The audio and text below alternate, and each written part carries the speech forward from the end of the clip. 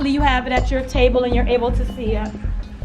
So that's the document that the state sent identifying our indicators. So I just want to take a moment to help you understand what you're looking at. And please, please, please ask questions because I've had several meetings on this and it takes some questioning to understand what's going on. So please just shout them out. So if you look at it at the very top, at that box, there's a number 8. So that tells us how many level 1 indicators we have to meet. And each school is different depending on what they have to meet. So we have to meet 8. And then level 2, we haven't selected any yet, but we're going to select a total of 5. So for a total of 13 indicators that we have to meet. So if you look below, you'll see where it says indicator code number 5. And the first 8 there are going to be our level 1 indicators. And if you look to the far right side, it's yellow and it says yes, yes, yes, yes. We have to do those. Those are the ones the state gave us based on our data. So let's just look at those quickly. So number 1 is school safety. Number 33, ELA of all students, MGP. 39, math, all students, MGP. 100, ELA, all students, core subject performance index. 111, math, all students, core subject performance index. 150, grades 4 and 8, science, all students, core subject performance index. 160, chronic absenteeism. And 180, ELP success ratio of all students. So we don't have to worry about pre-K? No. We don't? No. That's awesome. No, not for indicators. And not for chronic absenteeism. Is that what you're talking about? Absenteeism. Yep, not for chronic absenteeism. Yay. Because pre-K and K were killing us. And actually, we don't have to worry about 1 through 8. K doesn't count either. For what? For chronic absenteeism. But this says 3 through 8. You're right. But K wouldn't count anyway. Okay. K It's not doesn't- mandated. Right, because it's not Okay. mandated, so K wouldn't count against us. But we're only worried about 3 through 8. We only worried about 3 through Okay. 8. Perfect. Mhm. So those are the things that we have to show improvement on. So the magic number that we want to make sure that we're closest to is 67, because that means that we're going to be in the green. So remember, the whole thing is going to be worth 100. Those 8 are going to be worth 50 points divided by 8, and that's how many points each one will be worth. Questions before we move on to the next one? Do we have some of this data for the 18-19 since we're like so close to the end of the school year? At least like the absentee and the school safety, like those, obviously not the Yep. other ones. So we can check those. I can check those for you on SPA. But I'm we just do. wondering how far are we off from meeting this goal already, even though we just got it. I haven't compared it because they're so fresh, Okay. like fresh. But I can pull that data for our next meeting if you like, definitely. So now the ones below are going to be level 2s, and those are the ones that we get to choose, which is why at the far right it says no. So I want to give you a minute to just go through and read those, because what we want to keep in mind is we want to choose indicators that we're confident that we can meet. It's really, really important that we get these 50 points. So we have some options, but the only options we have are the ones that are listed. So take a few minutes and read through them, and then feel free to have some table talk around what they mean or ask me for clarification. Are these broken down anymore, like a more better description? So just family and community engagement, what does that look like? Yep, Kevin is printing the guides, so he should be, oh, is that it? He brought it over, okay. So I can also pass out the guides.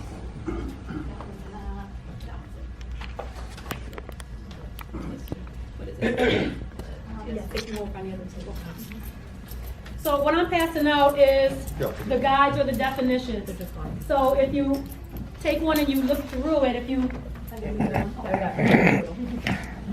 look through it, it gives you the specific definition of what the expectation is to meet. So feel free to ask questions, talk out loud.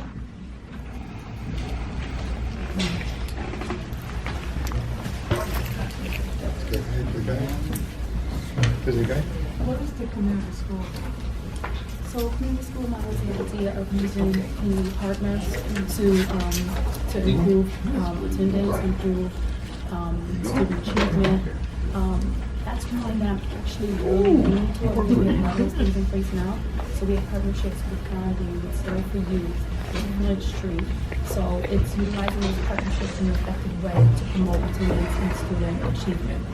But there is another rubric which is because that's one that I've already identified as one we would like to strive to. If we choose to do that one, these are the things that we would need to do. So in making the decision, I want us to be clear on what our expectations are and decide, like, is this doable or is this not doable? Number 2. Right. Plan and implement community school model. I think, what do you think the NA means that we have, that hasn't been chosen? No, I know what it is. It's, the other ones that have numbers above. Oh, that's Right. right. We have a baseline for our school, and then it's showing us, how much in kids we should, the state baseline. Rubric, so that's what we have to do, and then we definitely. ID, which is only But it won't be like. and out districts, then they would eliminate some of them. None of these will. The other part of it is, But, you know, what I think Like, about. it'll be more, we're showing we're doing it by document. Like, we have this many meetings, we made some decisions, I started these new groups. I mean, there's definitely benefits to it too, because I mean, how many, like you said, like, there's a program that they're interested in. And are you doing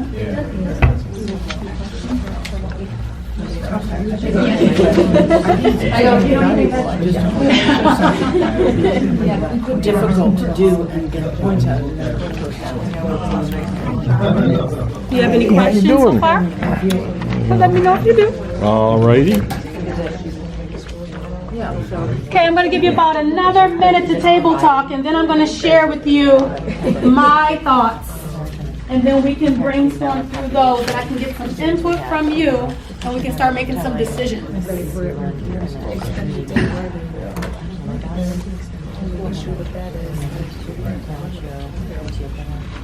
You guys, do you have any questions? What does MGP mean? Oh my God, I can't even explain it.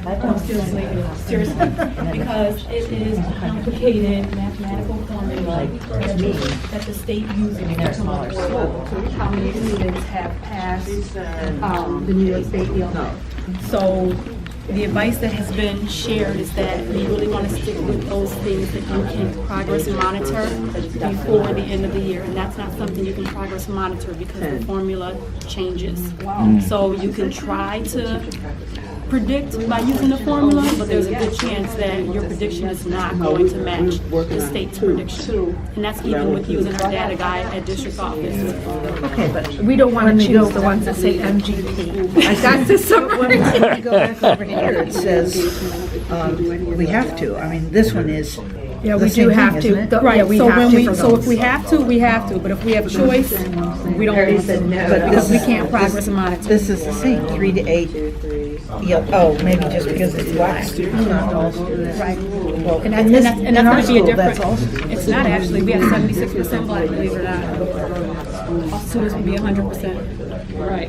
So we don't want to lose that other pocket of students. When we're looking at the data, we want as many students included as possible. So even though the aim of improving all students. Try to handle any questions, but I'm going to tell you, I don't have that cheat sheet, so you'll probably be better at answering your own questions than me. But I'll try. The cheat sheet, which is the descriptors. do you want? She's got more. Oh, I'll take it. Okay, so would you like me to go through each one and just briefly discuss what it is, or just share the ones that I'm thinking of? How do you want me to do it? Share everything. Oh, just cut to the chase. You guys are no fun. You guys are no fun. All right, so when I look at the list, the first one for level 2 is plan for and implement community school model. So that's one that I'm thinking we have a very good chance at meeting because we have a lot of those things already in place. So in your plethora of papers, there should be a rubric there that says community school. John has it up in the air. This is it. So what I want you to do is take a look at that and please feel free to mark it up because that's the rubric if we choose this demonstrable indicator we would have to meet. So it's just a checkoff sheet. And that was, I can do this. oh, okay. Thank you. So if you just browse through that and just look at the different items. So some of the key things on the community school model is going to be the community engagement team, which we clearly already have in place. We've been working with Greater Rochester Health Foundation to do a needs assessment, so that's pretty much in place already. We have a lot of partnerships with Gandhi and Center for Youth and Flint Street, and Good data supporting those things. yep, and we have data supporting those things. And if you look at like number 6, it says how frequently was the data reviewed? That's a check off. So we can go through and create a plan from this rubric to ensure our success. So that's what I like about possibly choosing the community schools model. So another one that I was thinking, hey Crystal, what I was thinking was the family and community engagement, which is tenet 6. So if you pull out that huge packet and look at in the back of it, you have one there. So this huge packet, and please don't feel obligated to read it, but in this packet, if you flip back to the back, there are going to be a checkoff sheet for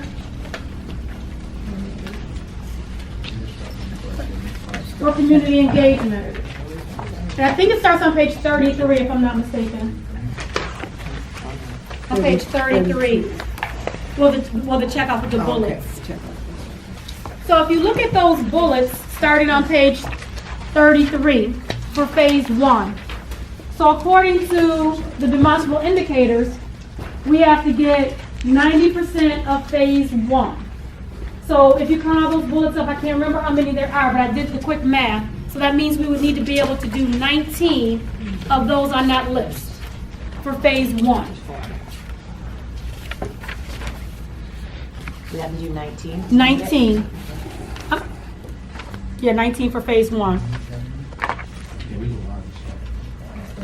That's the tenet 6 there. Yep, the tenet 6. So from the phase 1, we would have to do 19 of those in phase 1 in order to make it.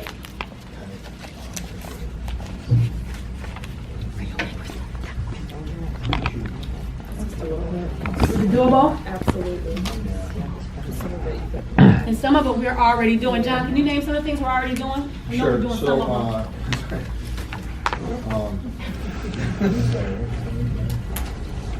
Families are surveyed annually by the school and results are shared with families. We also have office staff are friendly and courteous. Teachers ask parents about their children and leverage the knowledge of their parents about their child's interests, learning style, learning preferences, experiences. School-wide newsletters sent home regularly at defined intervals. School has designated staff that provides outreach to families in their preferred language. Already communications are sent home in most prevalent language, so we take a look at who is our population in school, what is their language proficiency, and we make sure that we send out that communication in our preferred language. For us, it's primarily English and Spanish. English and Spanish, yeah.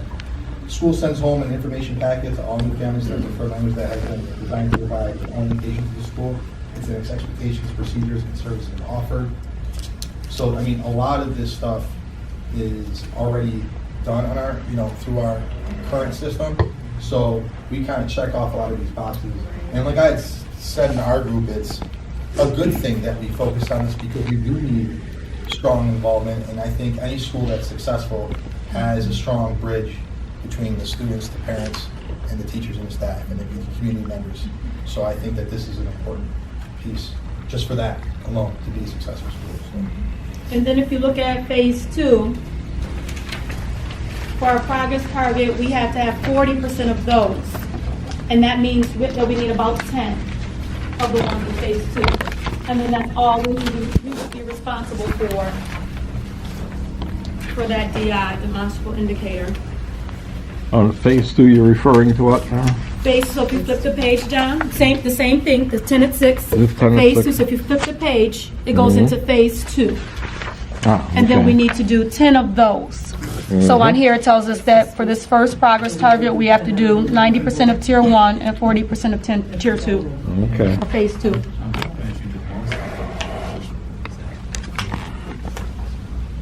And then there's no phase 3 But it continues for this first progress target. So there's gonna be like 20, this will be 20 for phase 2. Yes, okay. Right, but knowing the state, you would think that, you know, you want all, but you can get away with not doing one. This is all doable. You have to choose 10.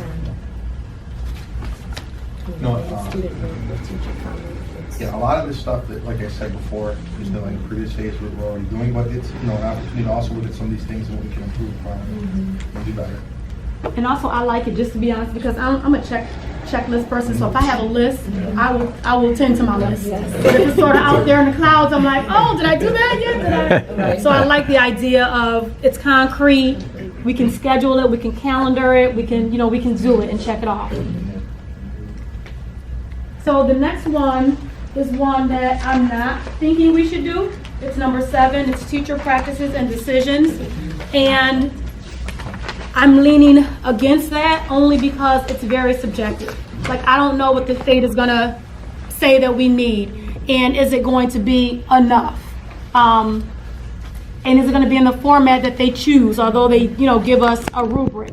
So I'm just a little worried about accomplishing that, especially the first time around. The next one that I don't think we should do is 8, curriculum development and support. Now, this is something that we are currently working on, but to be evaluated on it when we're in the process of creating it, I think is a little risky. So it's not that I don't value it, I just don't think I want to be judged on it just yet. And the next few refer to subgroups and achievement. And although I am confident about our students' achievement, the way they calculate that, because it has that MGP, and I forget what it stands for, mean group something, the way they calculate that score is so bizarre that we can't predict how our students are doing, so we'll just have to do our best and sit back and wait and see what the state calculates it to be. And I'd rather be a little bit more in control, of it, so that we can, progress monitor, talk to different grade levels about areas that we're progressing, areas that still need to strengthen. Carla, please. Yeah, I think that the way that they do that is they're whatever group, so say it's like the group of EL students, they, for your school, all the students that fall into that group, they see how they perform, and then their performance is compared to all the other ELs in the rest of the state. And it's a really high bar because their growth, it's about their growth. Their growth from the year they took that the year before to the next year that they take the exam has to be, I think it's above 50%, like the 50th percentile. They have to be at the 50th percentile or above all the other students in the state. And it's really hard to know if a certain student's growth is going to be above half of the other students in their category in the whole state from one year to the next. It's just, that would be like almost impossible for us to progress monitor, or to check, or to check see or if to we're know close to it, or how they're going to perform compared to. Yeah. So that's why I want to stay away from those. The next one is teacher turnover. Now, this is one that I would love to consider, but I just want to share with you what I believe it means. So feel free to use the guide to look it up. So this is measuring how many teachers are going to remain in your building, so teacher retention. So this year, in all honesty, we're probably going to have a huge turnover because of the receivership, because of some teachers not being invited back and other teachers not wanting to come back. So we're going to have a high teacher turnover. Although it doesn't start this year, and we won't be judged on what happens at the end of this year, it's still something that, I never know. Like, I can think a teacher is happy and loving it, and then they decide at the end of the year, oh, well, I'm going to leave and go to another school. And that's fine. They have the right to do that. But again, it's not something that I can progress monitor or we can progress monitor, because we just don't know and won't know. Because teachers have the right to transfer at any time. I just want to point out something that you said that is very important to think about as we're looking these over, is the term progress monitor. So what is it that we can show the state that we can measure and we can monitor? And so if there's an adjustment that needs to happen at some point throughout the year, we as a committee and as a group and as a school community can make the adjustments necessary to then affect the growth. This particular one, how do you affect growth? How do you create teacher habit? You know, how do you get commitment? You know, that's the thing that if you can't really progress monitor that, you can't speak to that to the state, and you can't show that to the state, there's probably a difficult thing to have and to defend. Does that make sense? Yeah. So really thinking about those things, those indicators that allow you to do that. Any questions? Was this allowed? Just one comment on that one. We're being asked for a 1% improvement per year. Now, I don't know how many people that means, and I realize it's risky for next year because things are going to be different. But it's not exactly an enormous target. That's all. No, I agree with you, but I still agree with I'm John. just worried about the risk of like, I just want to, you know what, I feel the need to be able to know how we're doing, to be able to check in Right. to say, you know, we're not quite there, we're on target to get there, and that's not one that I feel I can accurately, because I can poll teachers, how many people are happy? They can all say that they are, and then at the end, they can all leave. You know, I can't say, well, you said you were happy, now you got to stay. You know, I can't do that. Now, there are no requirements to cut any teachers, or does the state have any, it'd be strictly voluntary leaving of the school by the teachers? No, so in receivership, as a principal, I do have the autonomy to displace teachers at the end of year 2, if I choose to. So I can choose to contribute to that teacher turnover, or teachers can decide to do voluntary This is transfer. considered year 1 here? This is considered year 1, so next year will be year 2. Mm-hmm. Good question, thanks.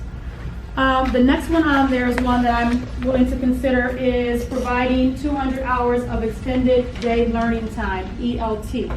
So when I first received this, I was thinking there's no way we can do that, because if we extend the learning day, then we have to pay the teachers, and we don't have money to pay the teachers, so how does that really work? So in today's meeting, it was explained a little differently. So it was explained that by state, students have to have 5 hours a school day. We currently do 6.5. So if we add up all of those hours, we would only be 20 hours off of the 200 hours. So then we're thinking about, how do we get students in school for 20 more hours? So that can mean starting school a couple days early, 3 days early. It could mean running some kind of camp during February break or spring break to get those hours in. So with that being said, that sounds much more feasible than becoming an extended learning school. So that's why I'm interested in playing around with that one a little bit. The next ones have to do with subgroups again and performance. And I'm not afraid of those, believe it or not. But if we look at them, we want to think about which one we would like to choose, because we want to make sure we meet it. So I'm thinking the one that will give us the largest denominator. So when I look at 101, students with disabilities, we have about a population of 108. So that's a lower denominator. So I'm looking at the ones that are be a higher denominator, like the Black Core Subject Performance Index, because we have 76% students that are African American. Or even better yet, would probably be the ELA ED, which stands for Economically Disadvantaged, because we have a 94% poverty rate, so that'll give us more students in our denominator, which increases our chances of meeting it. So I really want to consider 105 as an option. And then if you flip along the same thinking, I would also like to consider that last one, 115, because again, if we're using economically disadvantaged students, we have a larger pool, a larger population or denominator to work with, which increases our chances of meeting it. So I'll give you a little bit of time now to go through, Think about ideas you have. Think about reasons we shouldn't choose those. Throw out other ideas of indicators that you think might be a better fit.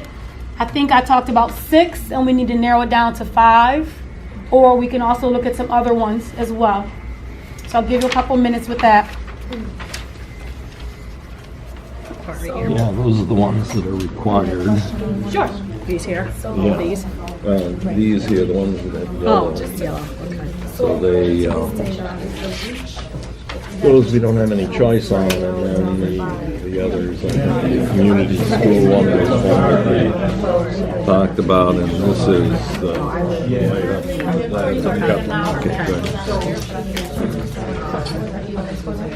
so that looks like an interesting one from what Moniek was saying. If we focus on And, She said she didn't want to do the teacher practices, right? yeah, yeah, I didn't like that one. Or the curriculum development. state baseline of I think the family and community engagement was one she liked. progress. Read. Which is what she was talking about here, right? Yeah, Things that they've already, yeah. okay. So it's not. So she said they have a 94% economic disadvantage rate for our students. 94% versus some of these groups, like I think she said African Americans, That's 74%. we'll have to focus So if you met this, then You don't you're think that would be a tough beat?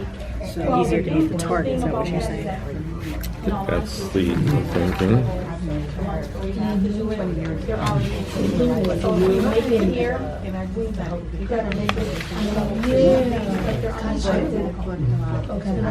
measure this?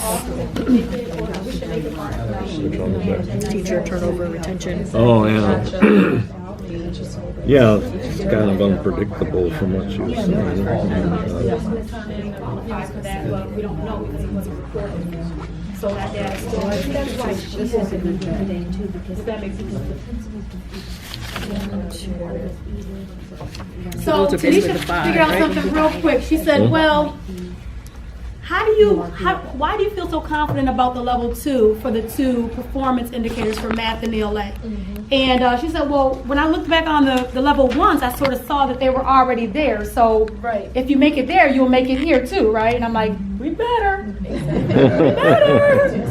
Because the level 1 is about the total core population, and the level 2 talks about the economically disadvantaged, which is slightly 6% different. We're talking about 100% versus 94%.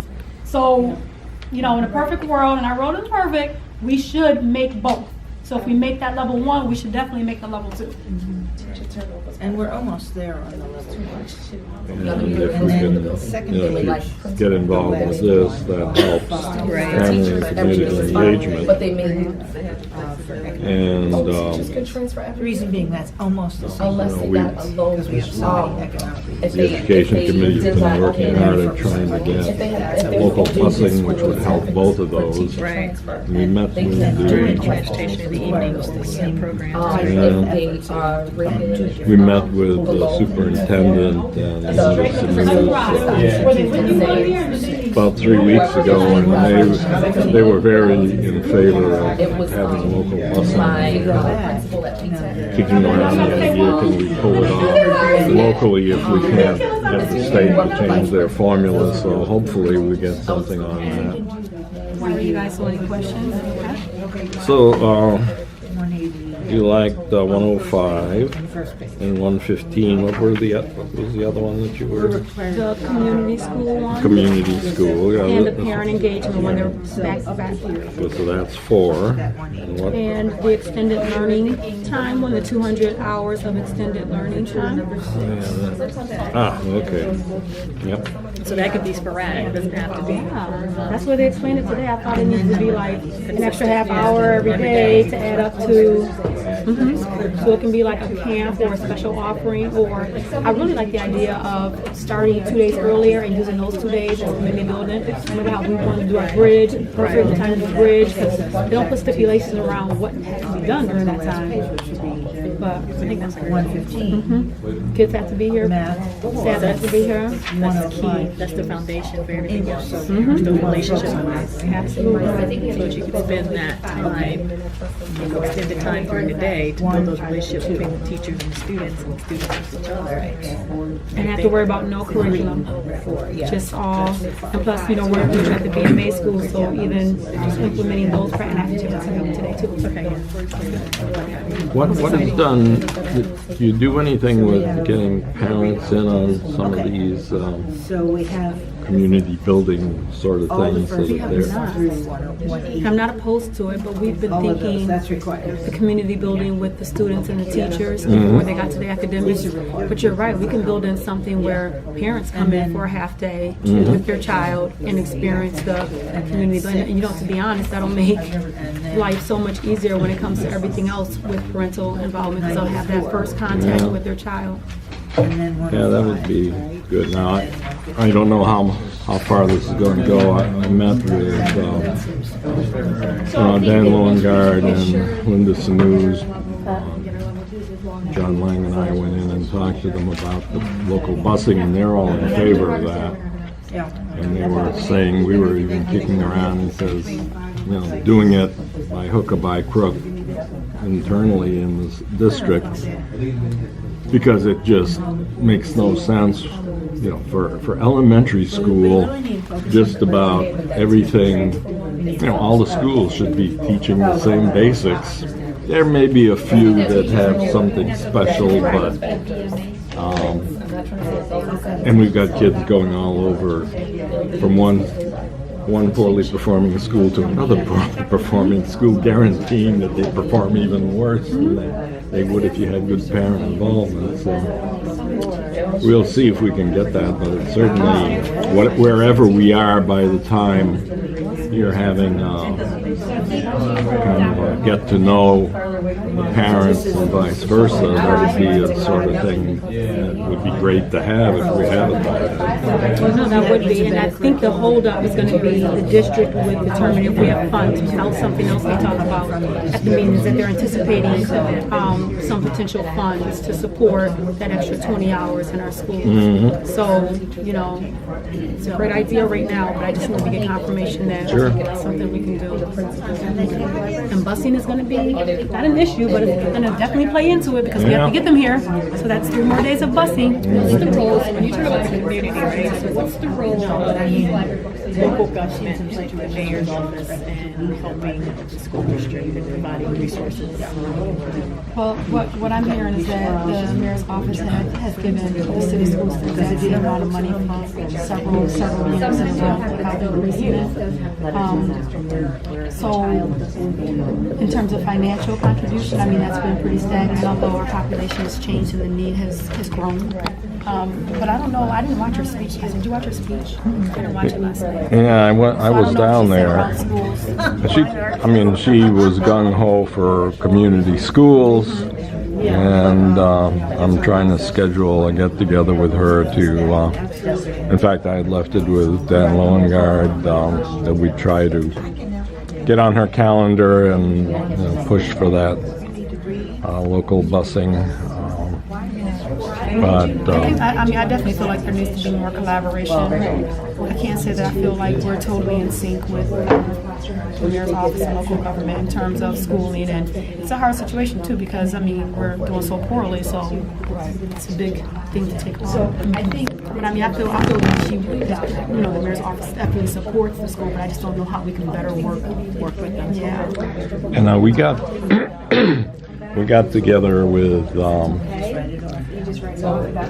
Daisy Algren, who is the head of the neighborhood service centers in Rochester City, one of the city agencies, to see what the service centers might be able to do in cooperation with the schools. One thing that they suggested, because we mentioned, a lot of teachers are hesitant to go out into the community, and they might be able to, they have outreach programs that they do several times a year in the community. That might be something that they would have, because on the outreach, they have police officers and code enforcement and various people who can go out and tell people how they can get, better conditions in their neighborhood. They might be willing to go out with teachers. More than 5 if you want. But I was kind of afraid to do that too, but I just said, we can. It's an option. We had to choose at least 5. Are we good with 5? Yeah. Are we okay with those 5 and the reasons why? Yeah. Sounds good. Perfect, perfect. So we just have one more thing to do.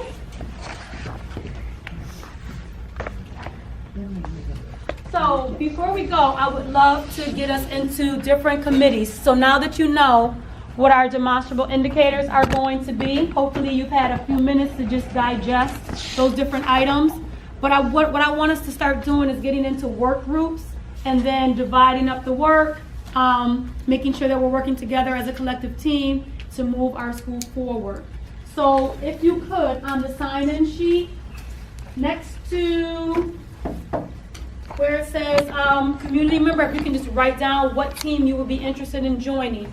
So just to review, the restorative practices team is, I'll let John hit that one. Go. What's restorative practices? All right, so restorative practices. Beth, they're going to be on for instructional model. So, restorative practices basically is a mindset. It's a shift in thinking of how you build relationships with kids in the community. So there's 2 approaches to that. There's the proactive approach, which is restorative. How it looks at School 19 is through family group, where the kids meet with a teacher in small groups and build relationships and circle on a regular basis. And we use the circling approach and the restorative practice approach to resolve conflict. So if there's an injustice or a kid has a concern or conflict with a staff member, staff to staff, staff to student, student to student, they will use the circle process and the restorative conference process to resolve that. And that also includes, working with people in the staff in the community or working with parents. It's really getting everybody to buy into the circle process and the idea of working things out and understanding each person's perspective. So that's that in a nutshell. Matt, did you want to add anything? Because Matt works with Gandhi and us, and he does a lot of this work too. Okay. So our instructional model, can you talk about that a little bit? Rebecca, feel free to jump in. Carla? Our instructional model is coined the collaborative co-teaching model. So there are 4 teachers that share all students at that grade level. So it's about 36 to 40 students, 10 to 12 of them being students with special needs. And the teachers work to co-plan and co-teach throughout the day, differentiate instruction so that students are getting what they need. And instruction is looked at and data is looked on based on how do we raise the achievement for different groups within that grade level. So we'd be looking at a lot of data and kind of trying to then predict how we're going to meet our indicators based on the data we currently have and how do we need to get there. That's it. Okay. Carla, did you want to add? Good job. Last one is community engagement. Anyone want to jump in on that one, or you want me to take that one? So it's kind of what it sounds like. It's engaging the community. So engaging our families with school and school practices, bringing them into school. We're going to be opening up our new community engagement room. Also, it's working with all of our partnerships. So I am so appreciative of all of our partnerships that we have in the room. But in all honesty, I want to become better at working working in a manner that's highly effective and very purposeful. Because right now we do have a lot of partnerships, and I can't honestly say that every partnership is utilized in a purposeful way. So I want to get to the point where this community partner works here, this community partner works here, we come together this way. So that's what that team would be working on, is the coordination and maybe non-duplication of agencies as well. So that's what that team would be about. Any questions or concerns?